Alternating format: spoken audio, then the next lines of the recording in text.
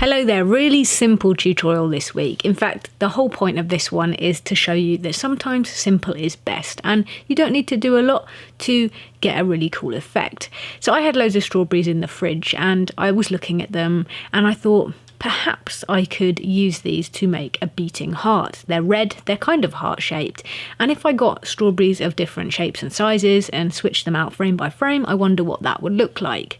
So I decided to do this. You can see I'm using the onion skinning feature in Dragon Frame, which at the bottom, the red dot, if you pull it to the left, you'll see the previous frame on a ghost layer, and this means that you can line your next strawberry up and try and get it to pulsate from the centre.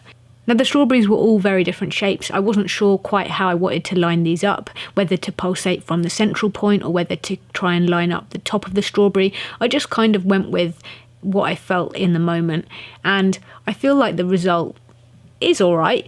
It's quite good. It could probably be better, but I just wanted to show you that objects and things like fruit can be a really good way to get a cool effect. So if you haven't animated yet, maybe go to objects first before you try doing anything more advanced and just play around switching things out and see what kind of results you can get.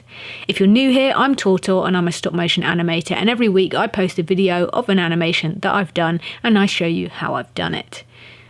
I'm also posting classes on Skillshare at the moment, which is a platform where you can learn stuff, and if you're interested in more in-depth stop motion knowledge, then there's a link in the description box where you can sign up and get 2 months completely free to not just watch my classes, but to watch every single class on the platform.